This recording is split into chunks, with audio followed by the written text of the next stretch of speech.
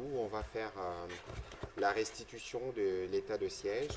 Nous aurions dû nous voir depuis le 5 juin passé, mais j'ai été pris dans la délégation du Premier ministre pour faire l'évaluation des conséquences de l'éruption d'Inirangongo. Avant qu'on entre dans les vifs du sujet, je souhaiterais que la technique nous plante les décors de la discussion de ce jour avec un élément de reportage que nous avions prévu qui replante un peu les décors sur le tas de siège. En accord avec la technique.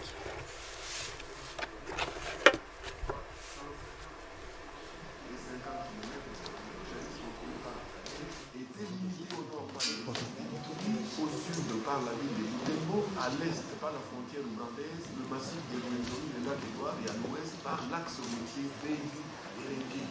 Baigné au milieu par la rivière Senli, cette zone est habitée par une population majoritaire irlandaise qui se livre au commerce et à l'agriculture. La forêt dense qui jalonne la région Beni-Rwenzori se confond avec le parc national du Mora.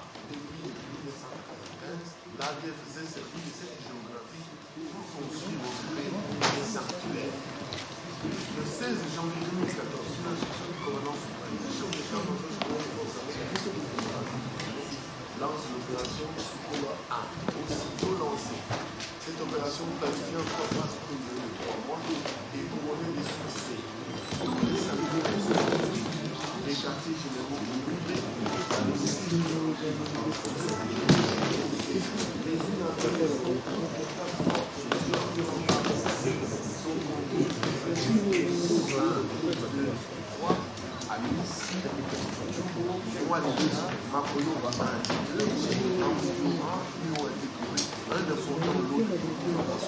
Dans le même élan, Natou et Makoyoba 3 passent sous contrôle des FARDC qui détruisent dans la foulée la fabrique de bombes artisanales au PK38 sur la route Mbao-Kamango. Ne pouvant s'arrêter en si bon chemin, nos forces conquièrent Saasi Tassa. En exécution des instructions du chef de l'État et commandant suprême, les forces armées de la République démocratique du Congo sont réellement entrées dans une phase de professionnalisation accrue. En dehors des unités de couverture stationnées dans toutes les régions militaires, les forces de réaction rapide, dites unités spéciales, enregistrent une expansion très rapide en fonction des réalités opérationnelles et de la menace à éradiquer. Si hier, la 31e et la 32e brigade de réaction rapide ainsi que la 31e brigade de défense principale ont fait la fierté des forces armées de la République démocratique du Congo dans les opérations d'armes de recul contre les ADF, la Codeco, les Maï et les FDLR. Aujourd'hui, l'armée congolaise s'est enrichie d'une nouvelle unité spécialisée dans le combat des jeunes.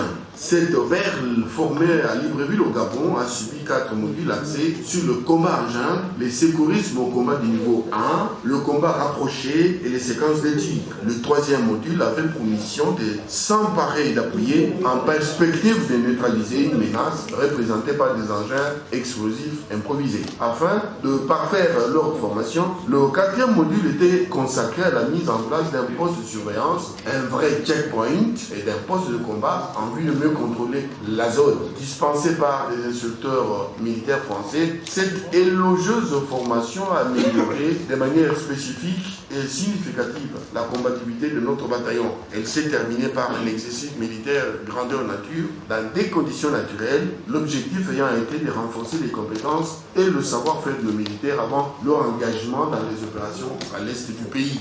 La formation ainsi magnifiée ce jour est assurée par des éléments français au Gabon, unité d'élite créée depuis le 1er septembre 2014 en vue de répondre de manière concrète aux enjeux stratégiques et sécuritaires régionaux dans l'espace de l'État et économique des États de l'Afrique centrale. En luminaire, les formations ainsi dispensées reposent sur le maintien de la paix, l'action de l'État en mer, le combat d'infanterie, le combat de blindés, le combat en forêt, le combat fluvial, l'artillerie, le génie, les formations entraînement de postes de commandement technique, aéroporté et de maintenance notamment. Le bataillon des FARDC spécialisé en combat de jungle, composé de 450 commandos, sera bientôt utilisé sur l'état des opérations à l'est du pays. Spécialement déployé dans le cadre de l'état de siège, il sera utilisé contre toutes les forces négatives dont l'ADF dans le Grand Nord et contre les miliciens Codeco et FPIC à Mituri. Dès cet instant, toutes ces forces doivent déposer immédiatement leurs armes ou elles seront tout simplement écrasées.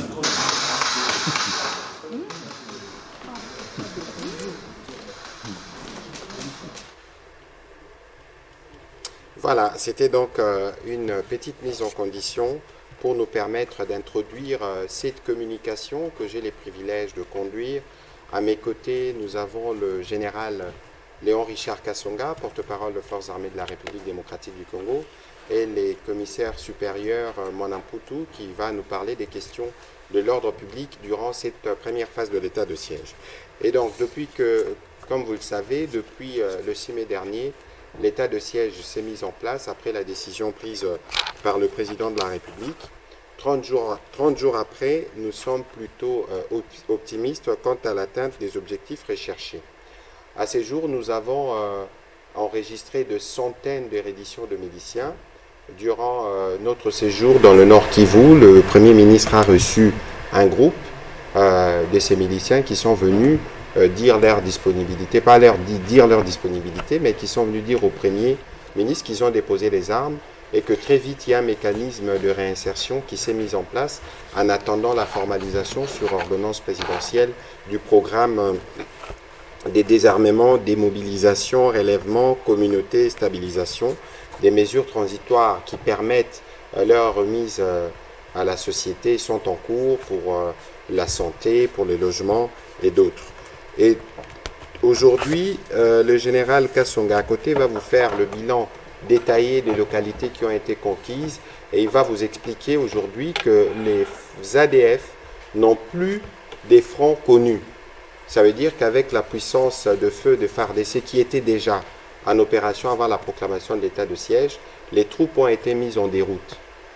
Et parce qu'ils ont été mis en déroute, ils s'adonnent à des actes terroristes. C'est pour ça que nous avons déploré au terme du Conseil de ministres la semaine dernière les massacres d'une cinquantaine de nos compatriotes par des ADF en furie parce qu'ils ne sont plus dans le point où ils étaient au départ des opérations. Maintenant, ils se disséminent, ils se noient dans la population et dans leur fuite, ils vont s'attaquer aux paisibles citoyens.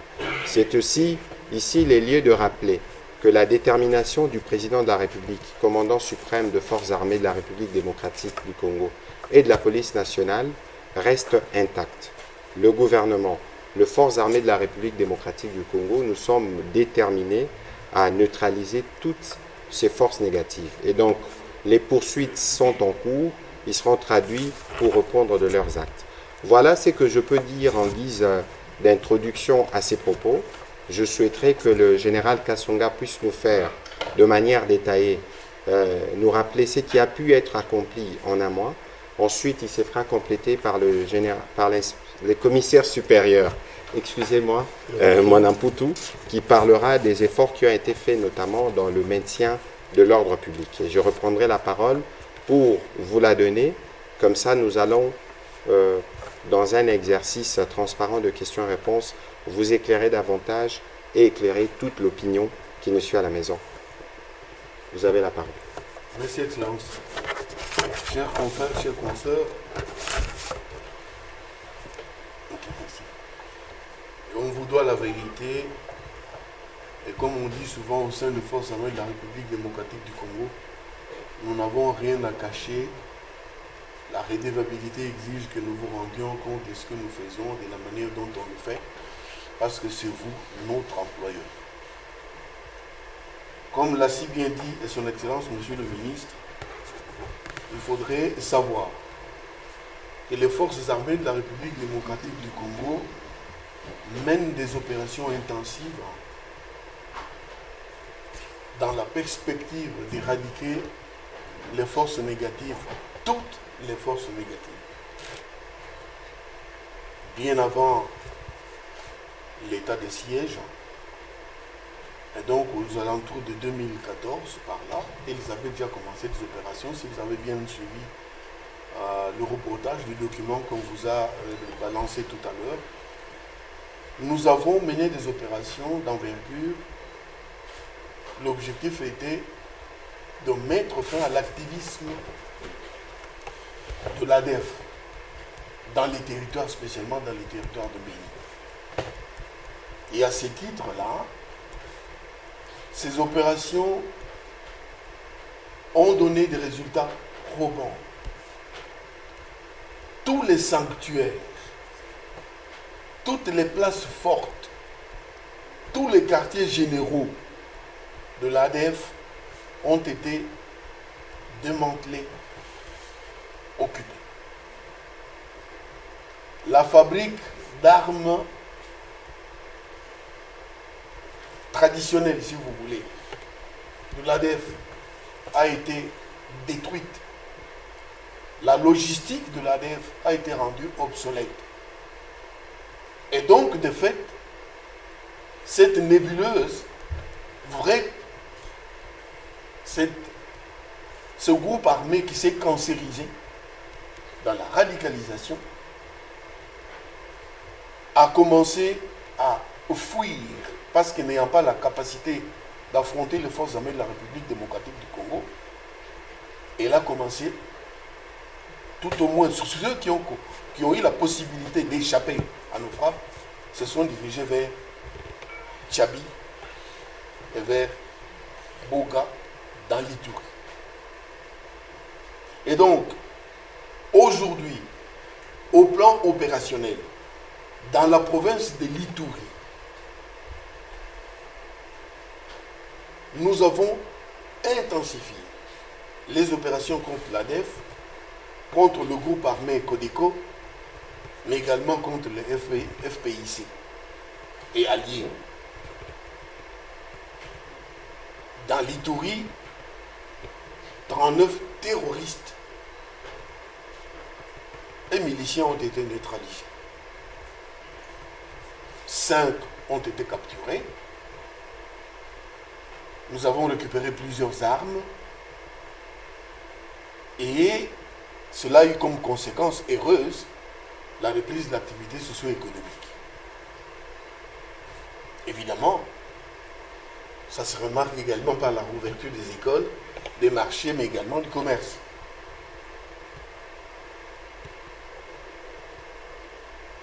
Il y a présentement la libre circulation des personnes sur la route nationale numéro 27. Et pour matérialiser les conquêtes militaires, les forces armées ont récupéré, défait, chassé et récupéré 20 localités qui étaient investies par ce mal cancérisé. Dans la province du Nord Kivu, comme vous avez eu l'habitude de le savoir, il y a des opérations qui sont menées là-bas, appelées Sukola 1, Grand Nord, dans les territoires de Béni, dans les villes de Butembo, et tout autour. Je l'ai dit en introduction, nous avons contrôlé et occupé toutes les places fortes de l'ADF et ses forces supplétives locales. Nous avons neutralisé 35 ADF, dont 14 étrangers. Nous avons capturé 5 leaders de l'ADF qui sont en exploitation en ce moment par les services, de manière à savoir qu'est-ce qu'ils sont, qui sont-ils, comment ils ont planifié, quoi ils ont planifié, qu'est-ce qu'ils vont faire dans l'avenir, de manière à prendre des dispositions pour neutraliser ceux qui seraient obligés ou seraient désignés pour faire telle ou telle action contre la population.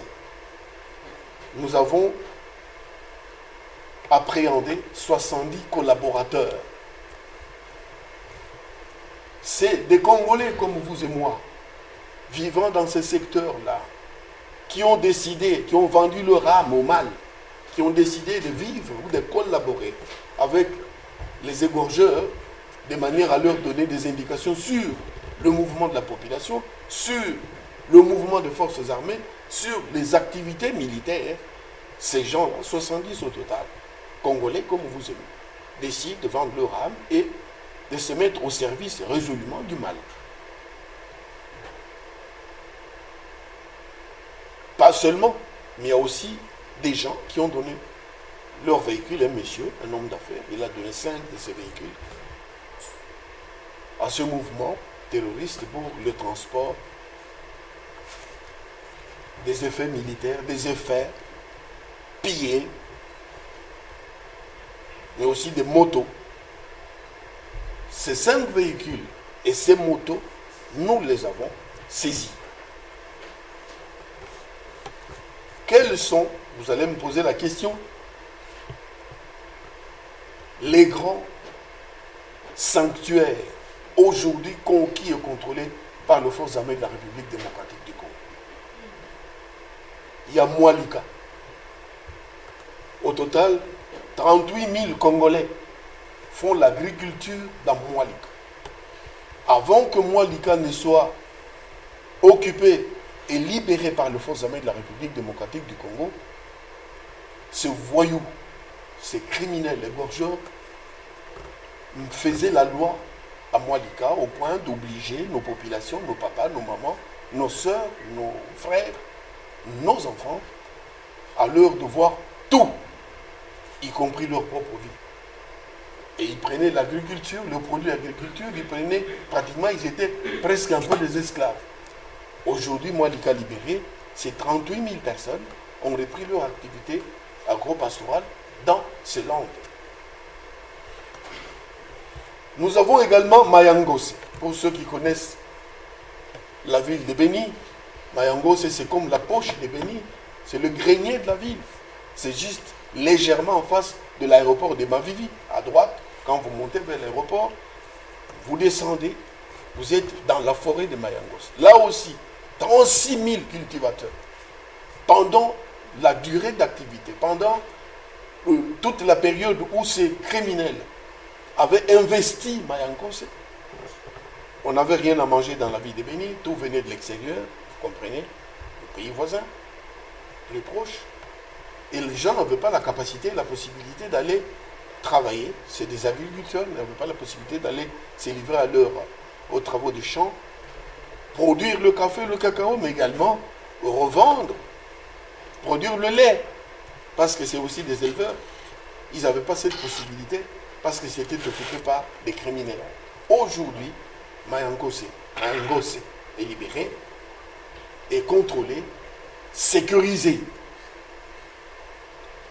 Il y a Madina, pour ceux qui ne le savent pas. Madina, c'est en fait un nom d'emprunt, parce que pour ces gens qui se livrent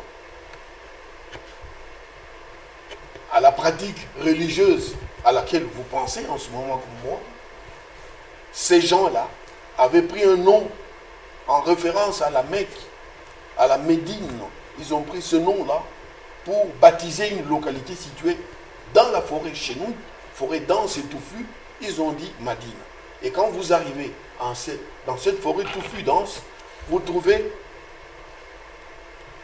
des tranchées, vous trouvez des cavernes, vous trouvez des tranchées de communication, comme on dit. Ils ont tracé, ils ont creusé, ils ont mis des trous très profonds dans lesquels ils communiquent facilement. Ils ont créé un monde à eux là-bas. Et quand nous bombardions, quand nous tirions sur eux, ça n'avait pas d'effet parce qu'ils étaient cachés dans ces bunkers-là. Aujourd'hui, totalement nettoyé, Madina est sous contrôle. Il y a Karawe, une localité, il y a Kazaroro, il y a Mapobu 1, Mapobu Sud et Mapobu Rivière. Il y a le P43, donc au kilomètre 43 sur la route Mbao-Kamango-Nobili. Il y a également ce qu'on appelle Mont-Olive et la localité appelée Garlic, c'est dans la forêt. Toute la partie ouest de la route nationale numéro 4, partant de Beni à Oicha vers Mandoumbe, Maleke et Mamove, toute cette partie aussi est aujourd'hui sécurisée. Et donc les Congolais, vos frères, vos parents, vos amis, vos connaissances, circulent librement dans ces endroits parce que nous avons fait ce travail à votre service. Dans le secteur opérationnel Sukola 2, Nord Kivu, nous avons également intensifié des opérations et nous avons exercé une pression militaire accrue sur les territoires de Massissi et sur les territoires de Rutshuru, évidemment contre le FDLR contre les Nyatura et contre l'APCLS et un mouvement qu'on appelle NDC Renové, évidemment avec leurs forces supplétives locales. Grâce à ces opérations-là, nous avons privé à l'ennemi l'initiative. C'est nous qui menons et eux subissent l'action. Et en conséquence, nous avons conquis 12 localités, nous avons neutralisé 33 combattants, nous en avons capturé 3 et 18 combattants se sont rendus, pas parce que nous sommes très beaux, mais parce que la pression était tellement forte qu'ils ne pouvaient pas résister. 2 leaders de l'APCLS ont été neutralisés. Il s'agit de Kibongo et de Mundosi. Le groupe armé CMC Nyatura de Domi, c'est le patron de ce groupe, totalement en perte de vitesse, a déclaré qu'il n'est pas à se rendre parce qu'il ne peut pas résister à votre armée. Et à cette occasion-là, nous avons récupéré 13 armes et une importante quantité de munitions aujourd'hui entre nos mains. Au plan politico-administratif, dans la province de l'Ituri, nous avons intensifié la sensibilisation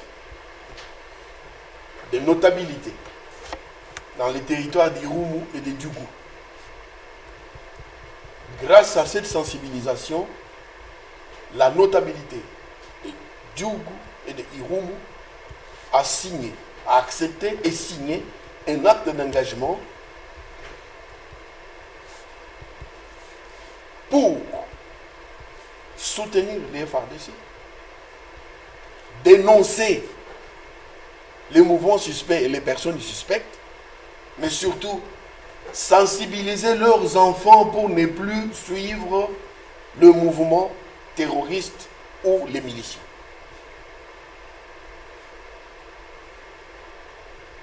En définitive, c'est pour soutenir l'état de siège.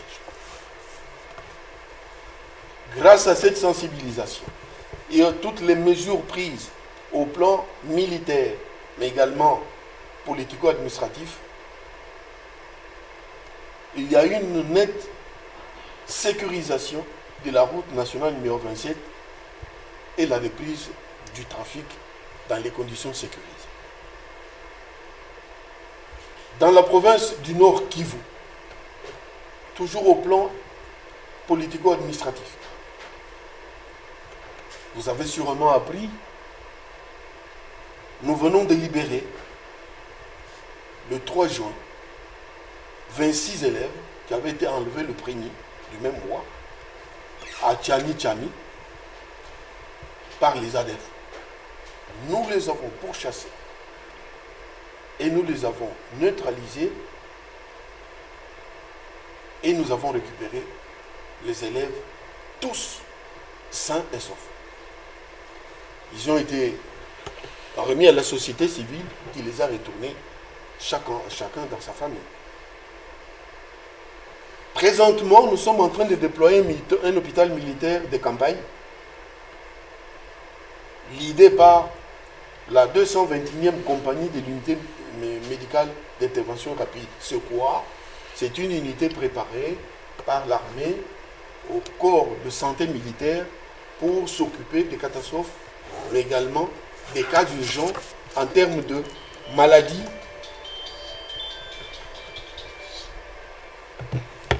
en termes de situations compliquées, maladies, interventions en cas d'épidémie ou de catastrophes naturelles. Nous avons au sein de l'armée une unité dédiée qui s'appelle Unité médicale d'intervention rapide. C'est cette unité-là, tout au moins sa compagnie, environ 150 soldats, qui sont préparés et ont été déployés là-bas pour pouvoir soutenir la population dans tout ce mouvement après l'irruption, mais évidemment en secours aux gens qui sont blessés sur les théâtres. Nous avons également déployé l'unité du génie militaire qui travaille avec les humanitaires à la réhabilitation de la route, mais également pour ouvrir d'autres tronçons. Et la compagnie de l'unité médicale d'intervention rapide et l'unité de génie travaillent également pour le retour, le rétablissement de l'électricité, mais aussi de l'eau. Son Excellence vous a dit, pendant que l'équipe gouvernementale était là, toutes les mesures ont été prises. Aujourd'hui, l'eau et l'électricité sont redevenues une réalité dans la ville de Goma. Également, l'unité de génie a travaillé, collaboré à la rouverture de l'aéroport de Goma. Comme l'a si bien dit le Premier ministre dans son point de presse, les déplacés, grâce à la location, à la préparation qui a été faite, des bus ont été préparés et ont transporté des gens pour les ramener dans de bonnes conditions dans la ville de Goma. Retenez surtout que la sécurité est de mise maintenant sur la route nationale numéro 4 qui part de Mbao, Kamango, Nobili et sur l'axe Kassinga-Kididiwe. Pour ceux qui ne le savent pas, c'est l'axe, c'est la route qui passe par Semliki pour aller à la frontière entre nous et l'Ouganda. Cet axe-là est resté non pratiqué, non suivi par des gens près de 20 ans durant parce que le fameux triangle de la mort. C'est le fameux triangle de la mort. Les voyous, les terroristes étaient là-bas. Tout celui qui s'est hasardé à aller là-bas était fauché. En Ituri, sur le plan sécuritaire, la police nationale a arrêté 5 miliciens de la Codeco avec 15 armes et 11 chargeurs d'armes et 2 miliciens de FPIC appelés Chimiakilima ont été aussi neutralisés. Et suite à la pression militaire, plusieurs groupes armés, aussi bien dans le nord Kivu que dans l'Ituri, ont déclaré leur disponibilité obligée à se rendre de manière à éviter le rouleau compresseur de forces armées de la République démocratique du Congo. Voilà. Excellence, c'est bon. Merci, mon général. Parole au commissaire supérieur. Merci, Excellence. Comme le général Richard venait de le dire, les forces de défense combattent les ennemis au front. De même, la police traque les criminels dans les agglomérations. Et vous conviendrez avec moi, depuis que le état de siège a été proclamé, plusieurs criminels ont senti qu'ils étaient insécurisés et ils ont planifié de rejoindre les provinces avoisinantes. Et c'est ainsi que vous verrez par précaution les comités provincial de sécurité du Sud Kivu a résolu d'ériger certains postes de contrôle de police pour décourager l'arrivée de ces mauvais citoyens. C'est ainsi que vous apprendrez qu'une moisson abondante a été faite dans l'axe Goma-Sake-Bweremana-Minova en partant vers Bukavu. Il y a eu une saisie par moins de 6 armes AK-47 et munitions de guerre à Minova ainsi qu'au port de Bukavu lors du débarquement de déplacés. Ça, il s'agit, n'est-ce pas, de la circulation contrôlée des armes de guerre. Et quid, n'est-ce pas, de la récupération des armes de guerre en circulation auprès de la population. Un appel a été lancé par le gouvernement militaire à la population de remettre volontairement les armes de guerre qui se trouvent être malencontreusement détenues entre leurs mains. Aussi, par la même occasion, il a été lancé un appel aux groupes armés de déposer les armes et de se regrouper dans les sites érigés à cet effet pour la réinsertion à la vie civile. Quid des opérations mixtes de traque des inciviques lors de patrouilles mixtes forces de l'ordre et de défense. Le général vient de le dire qu'il y a de cela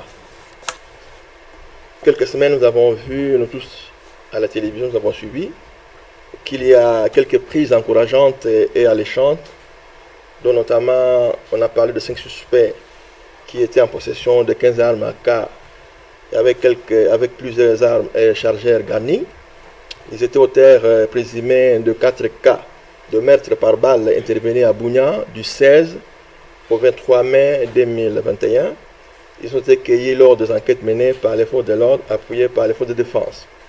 Pas plus tard que ce mardi 8 juin 2021, dans le cadre de la sécurisation de la ville de Bunia et ses environs, il a été procédé à la présentation officielle des 2 présumés criminels miliciens de forces patriotiques et intégrationnistes du Congo. Et ils sont poursuivis, n'est-ce pas, de participation au mouvement insurrectionnel, de détention d'armes et munitions de guerre, de terrorisme et assassinat. Il s'agit là d'un joli coup de filet par les forces de l'ordre et que ces 2 présumés criminels étaient illustrés dans l'attaque et assassinat de 3 ingénieurs spécialisés en captage d'eau, d'un policier et d'un taximène. Ils ont été assassinés au mois d'octobre 2020.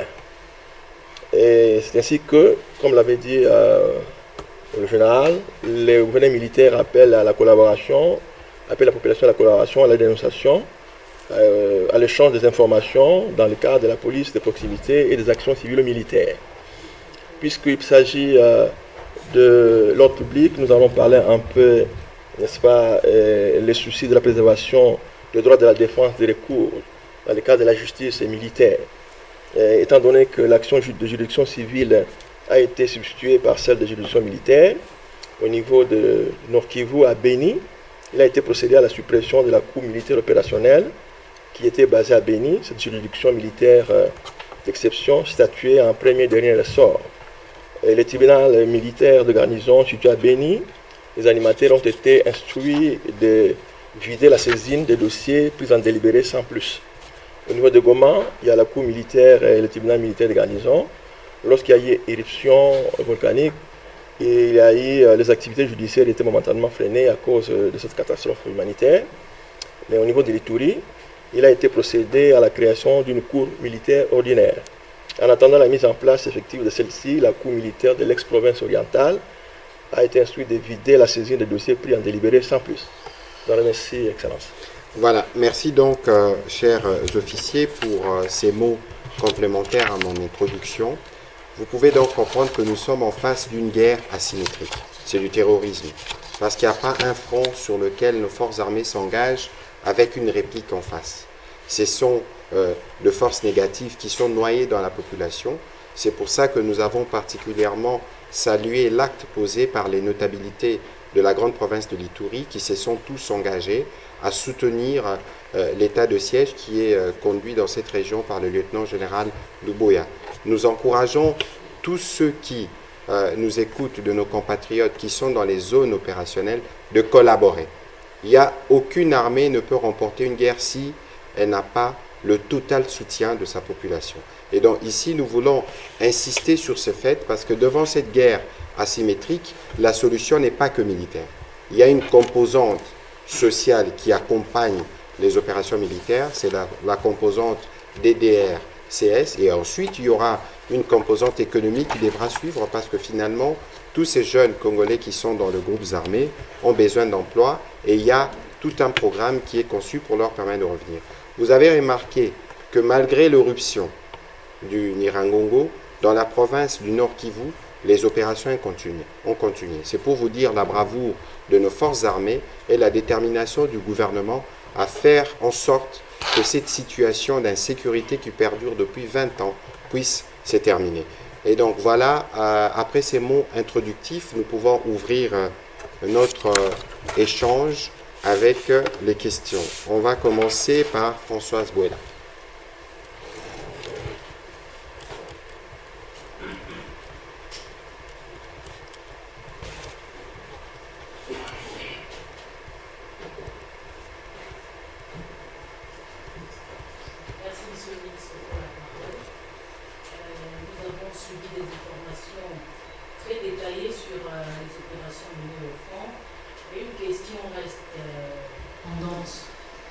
vous avez dit qu'il y a la puissance des FARDC, mais comment comprendre que cet ennemi arrive toujours à perturber la quiétude de la population? Pendant que l'armée est au front, on entend par-ci, par-là, des attaques ciblées de la population. Merci de la question. C'est ce que j'expliquais tout à l'heure, que nous sommes en face d'un mouvement terroriste. Parce que lorsque vous n'êtes pas dans un front, l'armée opère grâce au renseignement notamment, surtout quand il s'agit de suivre des forces négatives qui se mêlent dans la population. Si la population ne collabore pas, le général a dit tout à l'heure qu'il y avait des ADF ont des collaborateurs. Ils ont recruté parmi nous. Et donc ça veut dire qu'il y a une dimension de renseignement qui implique la population pour que nous puissions arriver à mettre fin à cette situation. Et lorsque vous apprenez qu'il y a des massacres, qu'il y a des attaques massives sur le civil, ça veut dire que l'ennemi est traqué.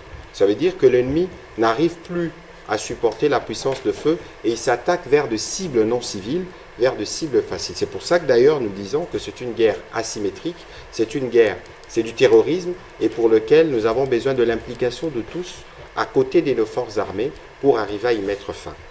Alors, Steve Wemby.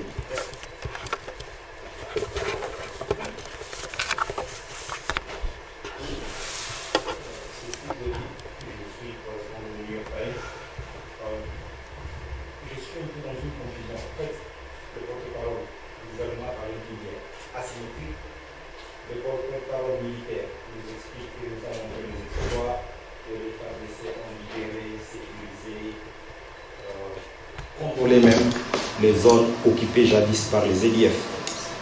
Mais tous les jours, même avant l'état d'urgence, il y a eu des massacres.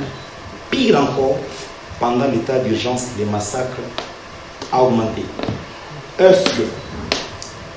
Et nous notons bien sûr, il y a l'incident. Quand les EDF entrent, ils font l'incursion. Ils font l'incursion dans la zone occupée par les FARDC, surtout sur la route numéro 4. Est-ce que les FARDC a un problème d'effectif pour sécuriser les zones contrôlées par elles? D'abord, il n'y a pas de contradiction entre ce que moi je dis et ce que le général dit. Ça veut dire que lorsqu'on dit qu'ils n'ont plus de quartiers généraux, ça veut dire qu'ils avaient des localités qu'ils occupaient. On est venu, on les a délogés. Parce qu'ils sont délogés de ces localités, qu'est-ce qu'ils font? Ils se morfondent dans la population. Il y en a qui ont été capturés. Il y en a qui ont été neutralisés. Mais là où ils vont, ils continuent d'opérer. Parce qu'au-delà du fait qu'ils font toutes ces exactions, ils ont des activités économiques. Ils ont des activités économiques. Et puisque c'est une situation qui dure depuis des années, mais certains EDF se sont mariés à nos sœurs. Et donc, c'est une question qui est complexe et qui requiert des solutions de plusieurs ordres. Je vais me faire compléter par le général. Oui, Steve, il faut bien comprendre que la nébuleuse reste une couleuvre qu'il faut savoir la gérer. Nous avons dit que nous avons mené des opérations pour sécuriser les grandes agglomérations.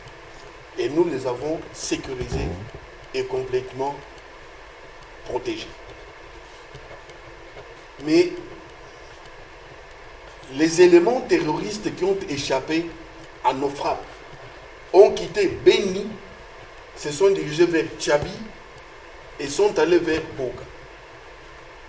Dans leur débandade, au titre de représailles, tous ceux qui le croisent sur la route,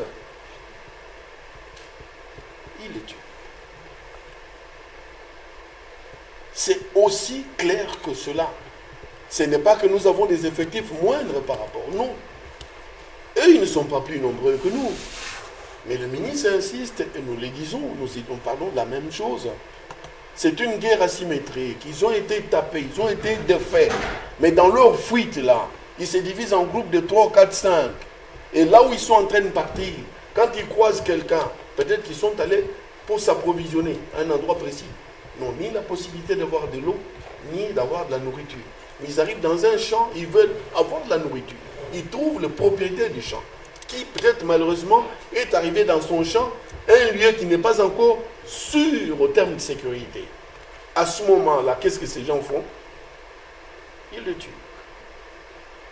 Mais aussi, n'oubliez pas, le mot des terroristes, quand ils opèrent, le modus operandi, ils veulent des actions d'éclat pour que l'on parle d'eux. Eux, ils ne parlent pas, mais ils font parler leur exploit macabre.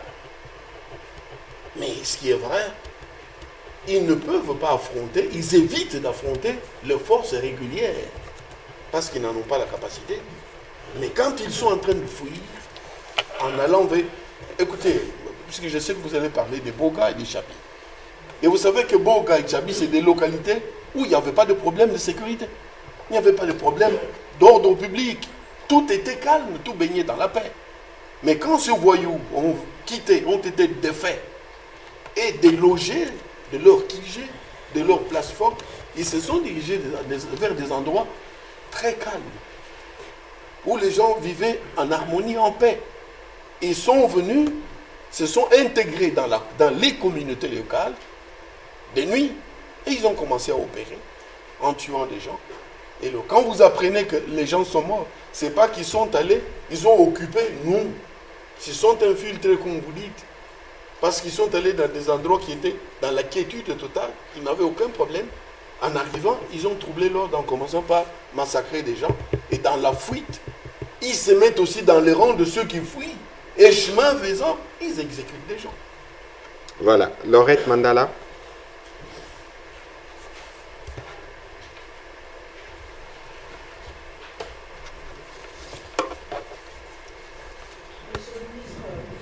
Sérieusement le porte-parole militaire et nous avons compris que le bilan est largement positif, des territoires ont été récupérés.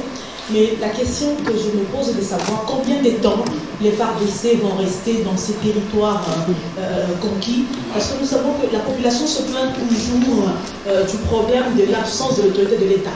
Les FARDC arrivent, combattent, ils conquisent du territoire, mais après qu'ils quittent, et les groupes armés reviennent pour récupérer leur position. Combien de temps ils vont rester dans ces territoires-là? C'est ça ma question. Est-ce que vous allez vider les lieux jusqu'à la fin de l'état de siège? Je crois que l'un des objectifs pour lesquels l'état de siège a été installé, c'est que ça fait plus de 20 ans que cette situation d'insécurité perdure, que ça fait aussi plus de 20 ans que nos troupes sont sollicitées. Mais vous êtes en face d'une guerre qu'on venait d'expliquer ici, qui est asymétrique, c'est difficile et complexe. Si vous avez vu le président de la République activer ces mécanismes constitutionnels prévus d'état de siège, c'est justement pour donner à nos forces armées tout le ventail des possibilités qui leur permettent d'aller un peu plus loin. Vous avez vu que la guerre à laquelle nous faisons face, pour nous en sortir, il faut du renseignement. Le renseignement, ça veut dire que vous devez, vous, autorités militaires, vous organiser, avoir de relais au sein de la population pour que lorsque les malfrats, quittant ou fuyant les positions dans lesquelles ils étaient parce qu'ils sont combattus, ces mêlent, que vous puissiez les dénoncer. Et donc là, elle est complexe. Lorsque vous dites combien de temps ils vont rester dans les territoires conquis, c'est des territoires de la République. On ne peut pas conquérir ce qui est censé être dans les girons de la République. Mais l'idée ici, c'est de dire, lorsque nous récupérons des localités qui étaient occupées par des forces armées, on y amène la sécurité. Mais vous savez, madame, les questions que nous connaissons de manière générale, c'est parce que dans toutes ces années ou de toutes les décennies qui sont passées, on n'a pas consolidé l'autorité de l'État. Et donc, l'autorité de l'État ne saurait se consolider pendant une période temporaire qu'on appelle l'état de siège.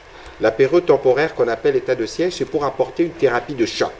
Lorsque cette thérapie de choc passera, on prendra des mesures administratives qui permettront un retour à la vie normale, mais avec une vigilance accrue. C'est pour ça que ces opérations se font accompagner du processus des DDR pour être sûr que ceux qui ont quitté les métiers des armes lundi, mardi, se reconvertissent en agriculteurs ou dans un autre domaine. C'est pour ça que pour cette fois-ci, le Premier ministre l'a dit à Goma, le Président de la République lui-même l'a dit, nous sommes entrés dans une phase que nous souhaitons finale de tous ces groupes armés, de tout le reste. Il y a une composante militaire opérationnelle, il y a une composante renseignement, il y a une composante sociale, il y a une composante régionale. Parce que dans les groupes armés que nous combattons, il y a des groupes armés nationaux, mais il y a des groupes armés étrangers. Et je l'ai dit dans un des comptes rendus du Conseil de ministres, qu'il y a des contacts réguliers entre notre armée et les armées de pays voisins qui ont des rebelles dans notre pays. Les EDF sont des Ougandais, les FDLR sont des Rwandais. Donc, dans des processus définis par des mécanismes régionaux, il y a des échanges de renseignements qui se font pour être sûr que la composante régionale diplomatique est bien prise en charge. Lorsque la composante militaire se déploie, la composante DDR, la composante sociale. Vous voyez que nous sommes sur 4-5 fronts en même temps dans l'objectif de sécuriser une bonne fois pour toutes cette partie du pays. Baudouin Kamanda.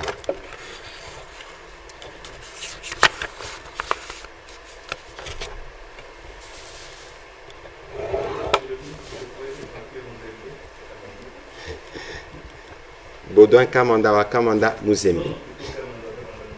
Voilà. Baudouin s'est remis à l'authenticité. Citoyen. Bon, Monsieur le ministre, je voudrais quand même que le gouvernement et l'armée nous parlent un peu des implications ou de la complicité des militaires, la complicité des militaires dont on a parlé pendant bien avant l'état de siège et même tout au début de l'état de siège. Il y a des militaires qui ont été arrêtés, d'autres conduits à Kinshasa, sous prétexte de complicité avec les groupes armés. Et vous n'avez pas évoqué ce problème dans vos propos. J'aimerais un peu que vous me parliez de... Je crois que le commissaire supérieur a parlé de la suppression de cours militaires. Il va y revenir, mais ici, il y a un principe qui est clair. L'état de siège se déploie avec un mécanisme judiciaire adapté. L'état de siège n'est pas une carte blanche accordée aux militaires. Au contraire, la cour martiale sévira encore plus durement pendant cette période. Et vous avez vu, parce qu'il y a beaucoup de questions qui se sont posées, une polémique vaine qui est née au départ de l'état de siège pour dire que dans l'armée il y a ceci, dans l'armée il y a cela. Nous ne voudrons pas y revenir. Mais nous savons que la composante justice, autant elle peut s'appliquer pour les groupes armés, autant elle s'applique à nous-mêmes. Parce que la discipline étant la mère des armées, vous ne pouvez pas, alors que vous travaillez à restaurer la discipline, être vous-même dans les pièges de l'indiscipline. Et donc, vous pouvez avoir vos assurances, et d'ailleurs dans une de nos productions ici à la RTNC, nous avions amené le colonel Makelele, qui est auditorat militaire en Ituri, dans une cour qui n'existait pas, mais qui a été créée parce qu'il y a ce besoin d'accompagner les opérations militaires. Je voudrais passer la parole au commissaire supérieur, puis au général, pour me compléter sur cette question. Merci, Excellence. Je crois que j'ai à le dire tout de suite que lorsque l'état de siège a été proclamé, beaucoup de défenseurs des droits de l'homme sont montés au créneau pour dire que le droit de la défense et de recours seront bafoués, étant donné qu'il y avait une cour militaire opérationnelle qui statuait au premier et en dernier ressort. Et vous avez suivi avec nous qu'il y a eu une ordonnance qui a été prise pour supprimer cette cour militaire d'exception et installer une cour militaire ordinaire au niveau de l'Ituri. Et on a demandé à la cour militaire de l'ex-province orientale de continuer avec la saisine des dossiers qui étaient déjà pris en délibéré sans plus. Et au niveau de Béni, on a demandé au tribunal militaire de garnison de continuer la saisine des dossiers qui étaient pris dans les délibérés sans plus. Et donc c'est pour vous dire que les militaires qui présumaient complices qui étaient en train de comparaître ne sont pas volatilisés. Ils sont en train, n'est-ce pas, d'être... on est en train d'instrumenter sur ce dossier-là parce que le dossier juste ont été remis aux personnes ou aux responsables judiciaires qui sont en train, n'est-ce pas, de faire la transition. Donc, moi, de souci pour ça. Ceux qui sont venus à Kinshasa sont en train, n'est-ce pas, d'être auditionnés et bientôt, ils passeront, n'est-ce pas, la composition va statuer sur ça. Je crois qu'il y a moins de soucis à se faire. Merci, Général. Excellence, merci. Je n'ai pas d'éléments à ajouter, je dis seulement que chaque fois qu'il y a une action d'accusation, il faut qu'il y ait une action qui soutienne cette accusation. Aussi bien pour la calomnie que pour des faits avérés. La calomnie, quelqu'un prouve son innocence et la personne qui l'a calomnié est sanctionnée. Dans les cas d'espèce, nous voudrions bien croire que la justice qui a été saisie à ce sujet puisse aller jusqu'à la fin avec ces dossiers et rendre compte publiquement parce qu'il n'y a rien à cacher. Merci. Marcel Ngoy.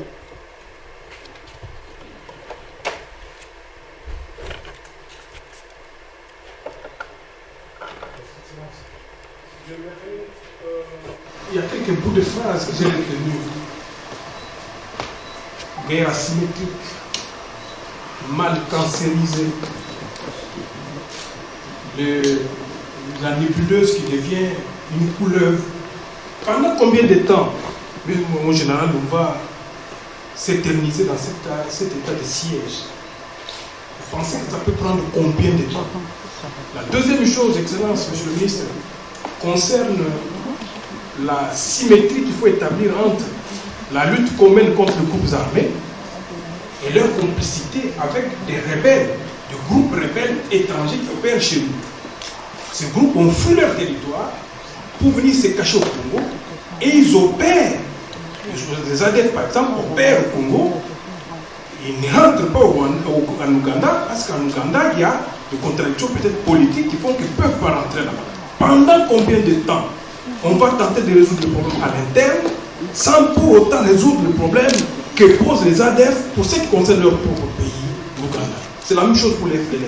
La troisième préoccupation concerne la demande qui a été formulée concernant l'extension de cet état de siège vers le sud Kivu. Parce qu'il y a des actes similaires qui sont posés particulièrement dans les territoires de Bienvenue. Est-ce que cette question a-t-elle fait l'objet de vos délibérations au niveau du Conseil des ministres ou même en haute instance de l'armée et de la police? Pour terminer, excusez-moi, ça n'arrive pas tous les jours. Pourquoi vous n'avez pas voulu communiquer sur l'éruption à l'occasion? Parce que vous venez de Goma, donc vous avez de nouvelles fraîches. Est-ce que vous n'avez pas de nouvelles concernant l'éruption et la suite de la gestion des déplacés?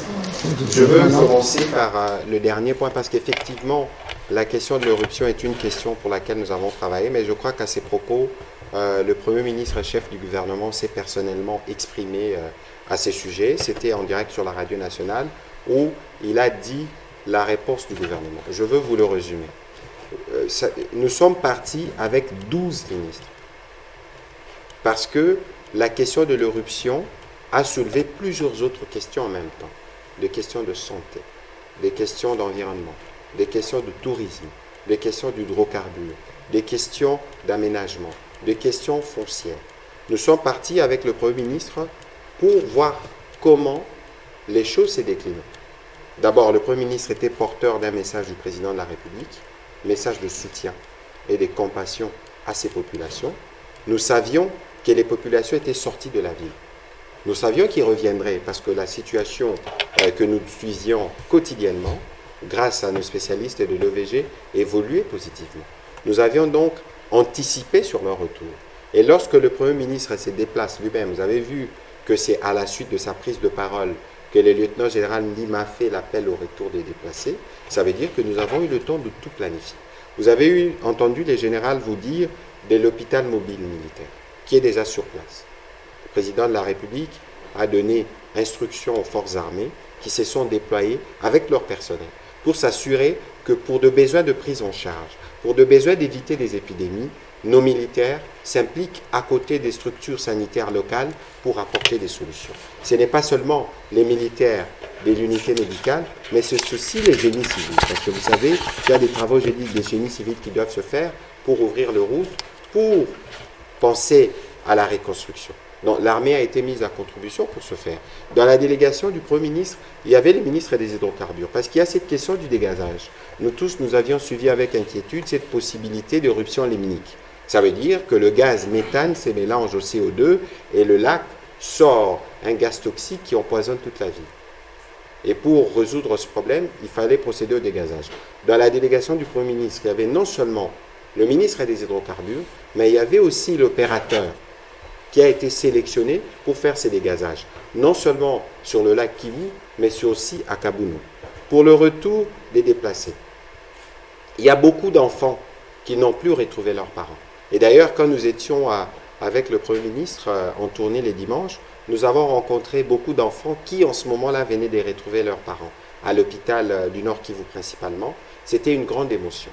Nous étions avec la ministre du Genre, Famille et Enfants, parce que cette question des enfants qui doivent retrouver leur famille est une question cruciale, est une question importante. Nous étions avec le ministre de la Santé, parce qu'il faut de manière étroite suivre le mouvement de retour, qui était bien organisé du reste, parce que le ministre des Transports qui était sur place, c'était non seulement pour s'assurer que l'espace aérien était praticable, nous avons été, nous, le premier à atterrir à Goma après l'éruption, mais des bus ont été mis à disposition, suivant les axes et les programmes qui a été retenu par le gouverneur. Et donc, tous les déplacés, où qu'ils soient, reviendront chez eux grâce aux moyens qui seront mis à disposition par le gouvernement. Ce n'est pas seulement la question du retour, c'est la question des vivres, c'est la question de médicaments, c'est la question du relogement. Tout a été mis en place. Nous avions fait même une évaluation sur place sur les dégâts sur les infrastructures scolaires. L'école revient, les élèves reprennent le cours le 14 juin. Mais entre-temps, il faut faire une évaluation si une salle de classe a été touchée, si des pupitres ont été endommagés, pour que cela soit réparé, que les enfants retournent à l'école dans les bonnes manières, dans les bonnes conditions. Donc vous avez vu que la question de l'éruption a été plutôt totalement prise en charge. Et aujourd'hui, je pense qu'en termes d'assistance humanitaire, beaucoup a été fait. Aujourd'hui, le président de la République a convoyé sur place 4 avions cargo. Nous avons vu nos amis du Kenya nous en envoyer encore. C'est pour dire que la composante, tout au moins les besoins humanitaires urgents, ont été pris en charge. 16 milliards de francs congolais ont été mis à contribution pour régler les besoins urgents. Mais le Premier ministre a dit, je tiens à le répéter avant de finir sur ce point, que ceux qui occupaient les zones qui ont été dévastées par la lave à la sortie ne doivent plus réoccuper ces endroits. Donc, dans les déplacés qui reviendront, il y en a dont les maisons n'ont pas été touchées parce que c'est 10 quartiers qui ont été évacués, ils peuvent revenir. Mais pour ceux qui étaient dans des zones qui ont été particulièrement endommagées par la lave et pour lesquelles nous, en tant que gouvernement, on estime que les populations ne doivent plus être là parce que nous ne voulons pas porter la responsabilité à quand de prochaines éruptions dans 20 ans, dans 15 ans, seront progressivement relogés. Il y a un travail avec la protection civile qui a été fait à ce sujet et qui va se poursuivre. L'autre volet de la question, vous avez parlé du Sud Kivu. Nous avons été dans le Sud Kivu. Le Premier ministre a présidé une réunion de sécurité à ce sujet. Évidemment, le besoin de sécuriser le territoire national est un besoin qui s'impose. Et toutes les provinces doivent bénéficier de la même attention. Mais c'est aussi une question opérationnelle. C'est aussi une question stratégique. L'autorité suprême, le commandant suprême, en accord avec l'état-major général, ont estimé que nous devions commencer par là où les bas est plus chaud, là où les dégâts sont plus grands. On parle de Béni, vous avez vu 2 enfants s'élever à Béni. Vous avez vu tout ce que vous avez vu là. La particularité, peut-être que la technique va nous rebalancer la carte, vous allez voir que Béni est voisine de l'Ituri. Et que le fameux triangle de la mort dont on parle, il part du Nord Kivu et arrive en Ituri. Et ça se met ensemble. Et donc, les fameux triangles de la mort se situent sur cette zone-là. Il fallait d'abord en finir de ce côté-là et voir dans quelle mesure, pour les autres provinces, au-delà des efforts qui sont en cours en termes de sécurité, comment on renforcerait la sécurité dans le Sud Kivu pour amener la paix. L'état de siège, je l'ai dit et je le répète, est une situation temporaire qui apporte une thérapie de choc. Vous savez, j'ai assisté à une réunion avec le Premier ministre, il y a des miliciens qui se sont rendus d'eux-mêmes, parce qu'il y a des messages qui sont faits. Ceux qui sont dans les groupes armés, ce sont nos frères, ce sont nos compatriotes. La solution militaire, c'est la solution extrême, mais s'ils peuvent se rendre, et si on peut le réintégrer dans la vie civile, pourquoi le gouvernement ne le ferait pas?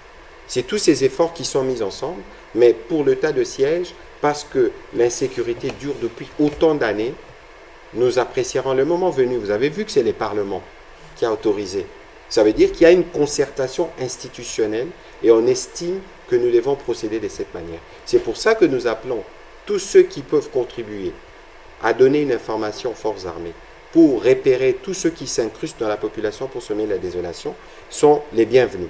Toutes ces informations vont nous permettre le plus rapidement possible de pallier au plus urgent et de voir comment la vie normale peut reprendre. Général? Excellence, votre autorité a tout dit. Il a parlé des ADF, des FDLR. Il y a une sorte de conjuration pour faire du mal à la République et que il a l'impression qu'on s'organise. Enfin, il a l'impression que ça prend du temps pour en finir une fois pour toutes. Souvenez-vous que nous avions mené des opérations à l'époque contre le M23 qui avait été présenté comme une machine de guerre invincible. À ce moment-là, nous avions deux ennemis en face, le FDLR et le M23. Mais le M23 était tellement virulent, tellement nuisible, que nous avons dit, entre les deux, le moindre mal, c'était le FDLR. Il fallait à tout prix en finir avec le M23. On en a fini. Aujourd'hui, quand on parle de FDLR, il faut bien se regarder en face.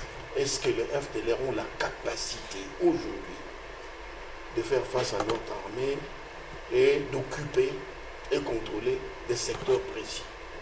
Ils ont seulement une seule possibilité, la nuisance. Et à ce titre-là, le déploiement progressif. Vous avez, tout à l'heure, on a posé une question sur la conquête des objectifs militaires. C'est une dame, je crois, qui a posé la question, et que les militaires allaient partir. Non. Et dans les opérations militaires, il y a la phase de coercition. C'est celle-là qui consiste à contraindre par la force les voyous, les terroristes, ou les miliciens, les hors-la-loi. Ensuite, il y a la phase, la deuxième, qui consiste à apprécier, après avoir inhibé la violence, comment on peut pacifier. Et quand on est à ce niveau-là, on est ensemble, armée et police, pour que la normalisation se passe en même temps que le retour à la vie ordinaire. L'armée et la police font le travail, mais progressivement l'armée se déplace vers d'autres conquêtes et la police reste avec les autorités locales, politico-administratives locales, pour gérer le vécu quotidien de la population. Parce qu'à ce moment-là, c'est le travail purement de la police qui commence. Donc, pour nous, c'est vrai, FDLR, c'est des sujets étrangers, au même titre que les ADF, que nous avons l'obligation de neutraliser, d'éradiquer, ou alors de chasser pour qu'ils rentrent chez eux. Mais en même temps, nous disons, les FDLR ne représentent plus une menace sécuritaire au même titre que l'ADF aujourd'hui. Mais nous avons l'obligation, en tant que forces armées de la République, police nationale congolaise, de neutraliser et de les éradiquer. Voilà. Monsieur Excellence, je voudrais revenir rapidement sur un aîné qui a dit comment se fait-il que lorsque l'ennemi, les forces armées combattent l'ennemi sur le front et que le même ennemi continue n'est-ce pas, à massacrer la population. Je voudrais vous dire simplement que lorsque la puissance des feux est concentrée sur le centre de gravité des ennemis où partent des ordres, dans l'air de bandade, ils ne vont pas venir vers ceux qui ont la possibilité de perforer la peau avec le plomb. Mais ils vont aller se diriger vers les déplacés qui sont dans les sites d'hébergement, faire le massacre pour qu'il y ait horreur de la population et faire dire à la population, regardez, les militaires que vous aimez sont en train de vous égorger. Créer une sorte, n'est-ce pas, d'antipathie entre nous et la population. C'est de cela qu'il s'agit. Donc quand ils ont reçu une frappe chirurgicale dans le centre de gravité, ils se dispersent. Et alors, pour créer la diversion, ils assassinent, ils font des meurtres, ils arrivent, n'est-ce pas, à faire la mutilation des cadavres, ils photographient et balancent ça sur Internet pour créer l'horreur. Dernièrement, vous avez suivi, il y a un message qui est passé, les ADF disent qu'ils ne partiront pas de chez nous. Ils ont enfants et petits-fils et qu'ils vont aller découvrir, ils vont aller manger le manioc dans les champs de nos populations parce que la population collabore avec l'armée. Et donc, de ce côté-là, soyez rassurés que votre armée est en train, n'est-ce pas, de faire un travail de professionnel. Et vous aviez posé la question de savoir pourquoi est-ce qu'au niveau du Sud Kivu, on n'a pas fait l'extension de l'état de siège. Vous avez suivi le commandant suprême qui vous a dit qu'au niveau du Sud Kivu, il s'agit plus de conflits intercommunautaires, conflits de terres et consorts. Mais ça n'exclut pas que soit envisagé, n'est-ce pas, l'extension de l'état de siège. Et comme l'avait dit le général, c'est que quelqu'un posait la question de savoir, il y a des agglomérations qui sont libérées par l'armée, réoccupées par les groupes terroristes. Bon, je ne sais pas où il s'agit de quelle agglomération, peut-être qu'elles sont mal informées, mais depuis qu'il y a eu l'état de siège, excusez-moi, même au niveau des autres villes, hein, je vous dis, il y a une motivation des forces de l'ordre et de défense pour aller là-bas. Pour aller dire, bon, on a fini une fois pour toutes.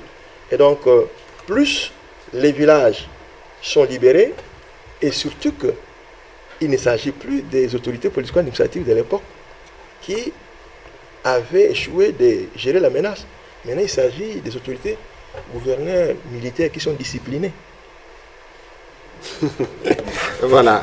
Je veux rajouter sur cette phrase. Vous avez suivi que le président a poursuivi la nomination des administrateurs de territoire qui sont aussi des militaires et des policiers. Donc, l'ordre qui est à la tête de province, c'est l'ordre qu'il y aura dans tous les chaînons administratifs de province pour être sûr, justement, que quand les localités, quand les forces armées font leur travail, la police reste pour consolider. Il reste 5 minutes parce que nous devons libérer l'antenne.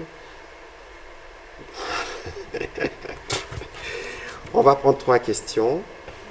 Rachel, Gino et Paul Matendo. Élisée, ce sera une prochaine fois, sauf si c'est une courte petite question. Elle est très courte. Bon, Rachel, il faut faire vite, comme ça on va libérer l'antenne.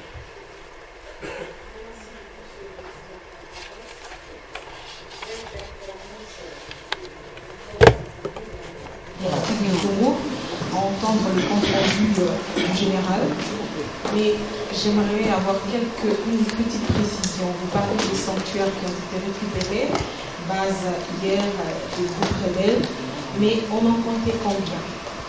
Combien ont été récupérés et combien reste à récupérer? Pareil pour les localités, les villages et les cités occupées par les groupes rebelles. Comme ça nous permettra aussi d'évaluer plutôt que d'y aller comme ça sans savoir où on en était hier, où on en est aujourd'hui, et combien de temps il reste pour que finalement vous puissiez goûter hors d'état de nuire les groupes rebelles qui écument la partie est de la République démocratique du Congo. Monsieur le ministre, la sanction n'est pas que négative, il y a aussi une sanction positive. Les forces armées de la RDC font des prouesses dans l'Est depuis l'état de siège. Est-ce que le gouvernement a pensé à une sanction positive? De quelle nature sera-t-elle? Merci. On va prendre la dernière série de personnes qui ont été sélectionnées. On enregistre les questions, on répondra une fois pour toutes pour de besoin de temps d'antenne. Paul Matendo, allez-y.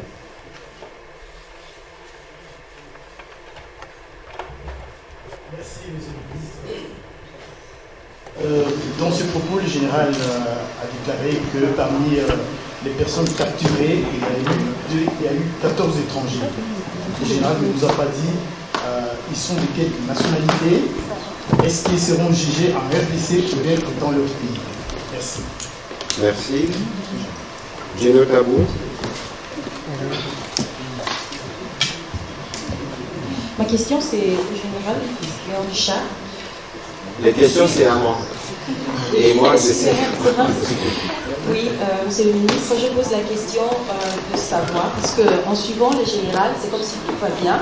Vraiment, ça redonne de l'espoir. Cependant, il y a des élus du Grand Nord, dans le Nord Kivu, qui continuent d'affirmer que vous n'avez pas engagé les opérations de grande envergure pour bouter une fois pour toutes l'ennemi, parce qu'ils ont dénombré du 1er mai au 6 juin environ 150 personnes qui ont été massacrées en secteur de Rwenzori, secteur de Beni, Mbao, alors que tout à l'heure, on venait de parler de Mbao.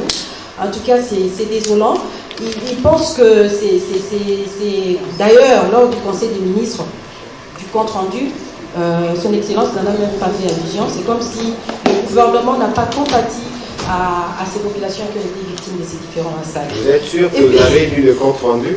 Il faut relire le compte-rendu du vendredi. Oui. Ok, Excellence, je continue avec une autre question. Vous avez toujours parlé des terroristes. Vous êtes en contact avec ceux qu'on appelle, ceux africains, qu'on a toujours qualifiés des Daesh.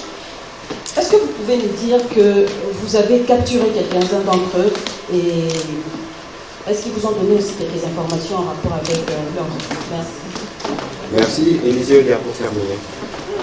Je voulais savoir quels sont les mécanismes mis en place, notamment pour éviter l'infiltration des miliciens dans les camps sinistrés. Là, je suis dans le territoire de Nyiragongo où on estime que c'est un territoire qui n'est pas qui est à l'abri des opérations opérationnelles et qui la population est à l'abri de toute incursion ou infiltration des miliciens. Merci. Je commence par la dernière question et je me ferai compléter. Quelles dispositions prises pour éviter l'infiltration des miliciens dans les territoires de Nicaragua? Vous savez que l'une des questions importantes lorsque le déplacement de la population a été décidé, c'était la sécurité. Et aujourd'hui, les sites qui ont accueilli les déplacés sont des sites que vous étiez avec nous durant le voyage. Vous avez vu qu'il y a un effort pour assurer la sécurité de manière étroite. Donc, lorsque vous parlez du territoire de Nyiragongo, c'est les territoires voisins où une partie du parc est voisine du territoire. Et donc, dans le parc, c'est là qu'il y a les coupeurs de route et tous ces autres chemins. Mais, de ce point de vue, vous pouvez être sûr que ce soit au niveau du gouverneur militaire ou de son adjoint, le policier, le général Romy, tout est mis en place pour que tous les périmètres soient bouclés. Mais cela ne veut pas dire qu'il ne peut pas y avoir des cas isolés, parce que c'est justement ce pourquoi on veut que la population s'implique pour dénoncer lorsque vous trouvez des cas suspects, des terroristes qui viennent endeuiller ou semer la désolation, là où la police veut s'assurer que tout se passe dans la paix. Alors, Dino Tabou, pas d'opération de grande envergure engagée. Je dois vous rappeler que ce soit en Ituri ou dans le Nord Kivu, nos forces armées sont en opération. Quand on parle de Sokola 1, c'est dans le Grand Nord vers Béni. Sokola 2, c'est dans la partie Masisi Rutshuru.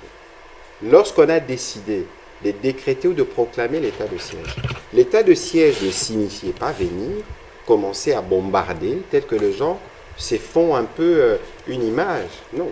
L'état de siège, ça veut dire qu'on passe l'administration civile aux militaires. Et les militaires, lorsqu'ils viennent avec l'état de siège, nous ne fonctionnons plus comme les choses fonctionnaient normalement. Ça veut dire qu'on donne de pouvoir au-delà de la normale aux militaires pour leur permettre d'avoir un champ plus ouvert. En état normal, ils sont en opération, ça suffit. Mais en état de siège, ils peuvent décider de faire de perquisitions. Ils peuvent décider, je donne un exemple, si moi je suis dans les Nord Kivu pendant cet état de siège, je parle de moi à l'époque, lorsque j'étais député, mais lorsque je tombe dans une position hostile à la loi, mes immunités ne valent plus. En état de siège, c'est aussi un exemple pour vous dire que les autorités militaires disposent de tous les moyens légaux pour agir et mettre fin à toute forme de situation qui menacent l'intégrité du territoire. Alors, lorsque vous parlez des Daesh, lorsqu'on arrête en opération, lorsqu'on arrête des éléments, après, lorsqu'on les amène, il y a toujours cette phase d'instruction. On pose des questions. Et il y a des choses qui relèvent, qui peuvent être dites, d'autres qui ne peuvent pas être dites, parce que ce sont des renseignements qui permettent aux forces armées de mieux calibrer leurs opérations futures. À la question des Paul Matendo, ça se recoupe. Peut-être que le moment venu, je me ferai compléter à ce propos. Si on estime que c'est nécessaire de dévoiler la nationalité de ces 14 étrangers qui ont été arrêtés, nous le ferons. Mais pour l'instant, il y a des besoins d'enquête il y a des besoins de calibrer les opérations qui requièrent que certaines choses restent confidentielles au-delà des informations qui vous ont été données.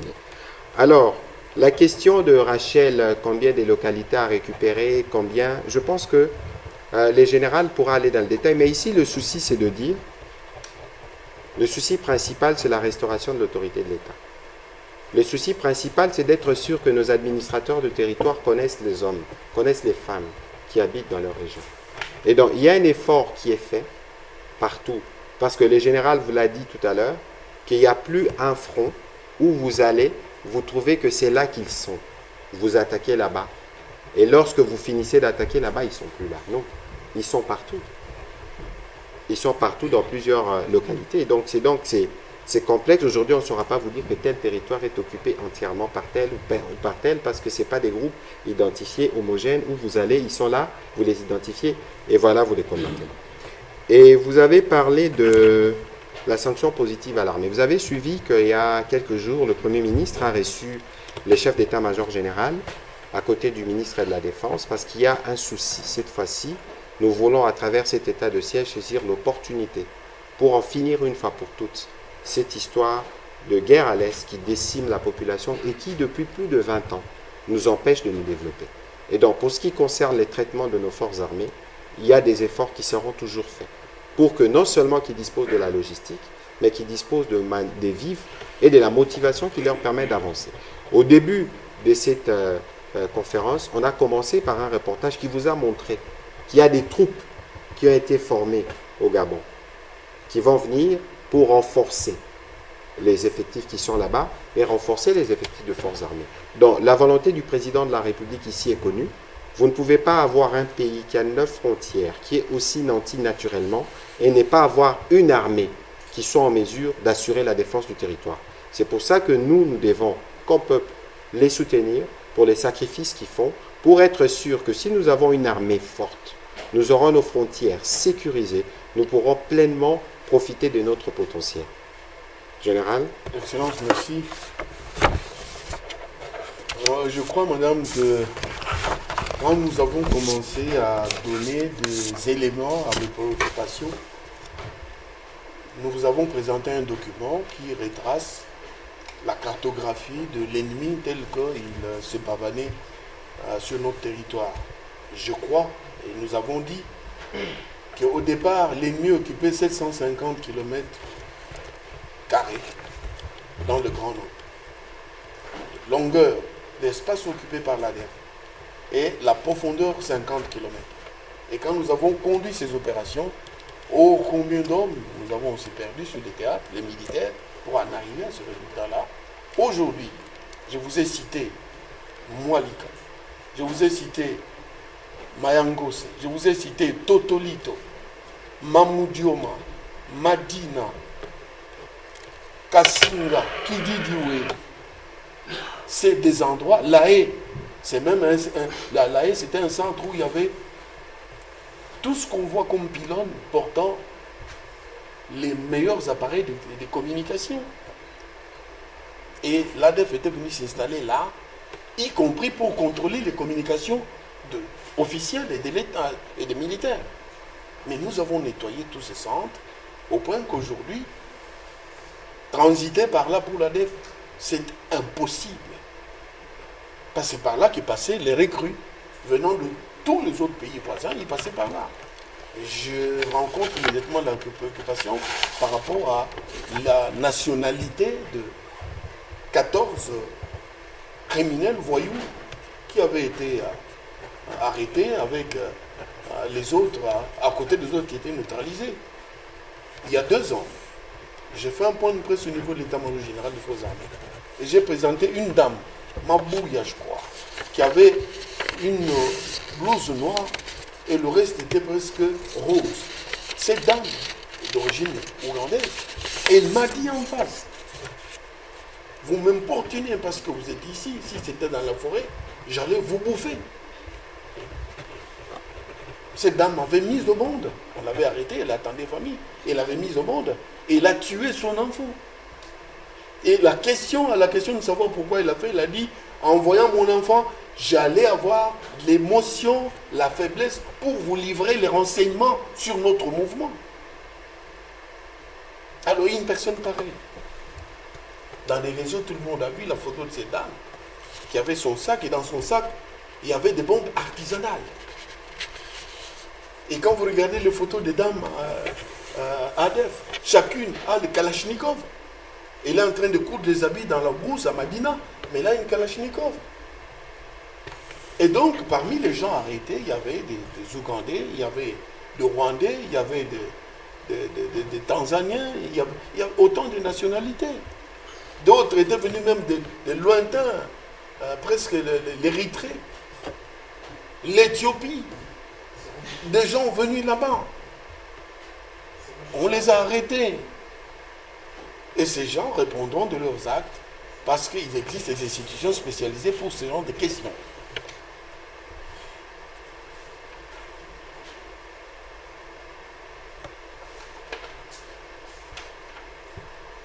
Vous avez parlé des opérations d'envergure. C'est quand même étonnant. Ce qui est étonnant, c'est quoi? Ce qui est étonnant, c'est que les gens posent la question sur les opérations, alors que nous sommes toujours dans les opérations depuis toujours. Y compris vous-même, parce que nous avons été ensemble à l'état-major général.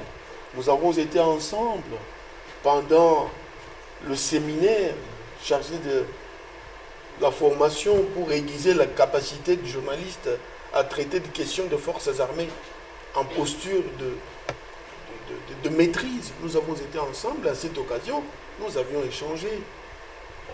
Les opérations continuent, et comme l'a si bien dit Monsieur le ministre, elles ont été intensifiées. Nous avons commencé à faire des bouclages partout pour rechercher, identifier et neutraliser les coupables, enfin les hors-la-loi. Nous avons également, Monsieur le ministre l'a dit, procédé à des perquisitions dans des endroits en fonction des renseignements reçus, en fonction des indications données par la population, les chefs de rue, les jeunes, les mouvements citoyens, bref, tous ceux qui se sentent concernés par la guerre citoyenne sont venus vers l'armée pour dire à cet endroit-là, il y a telle chose. Nous bouclons et après bouclage, nous identifions qui est qui, pourquoi est-il là-bas en ce moment et pourquoi il pose un acte répréhensible. Voilà, on va prendre rapidement le commissaire supérieur parce que nous devons terminer et libérer l'antenne. Oui, Excellence, je pensais que je suis passé une fois chez vous au bureau. J'ai vu qu'il y avait des journalistes qui cherchaient l'accréditation pour aller couvrir la guerre. Et j'étais très, très honoré, mais je pensais un jour que le journal devait les amener en première ligne pour qu'ils sentent l'intensité. Il y a des volontaires dans la des salle. hostilités. Ok, vous avez la réponse. Voilà. Ils sont la bienvenue pour sentir l'intensité des hostilités en première ligne. Alors quand ils rentreront, nous leur demanderons le deuxième jour de répartir. Je crois que beaucoup seront découragés. Voilà, c'est sur ces mots que nous terminons cette communication. Comme nous l'avions dit, nous serons transparents et on va répondre à notre devoir de redevabilité, même s'il s'agit de parler des questions militaires qui ne sont pas toujours faciles à aborder. Et donc, nous vous contacterons dans les prochains jours parce que nous continuerons à suivre et à monitorer les informations sur l'état de siège. Nous voulons vous remercier et remercier tous ceux qui ont accordé une attention particulière à cette conférence de presse. À la prochaine. Merci.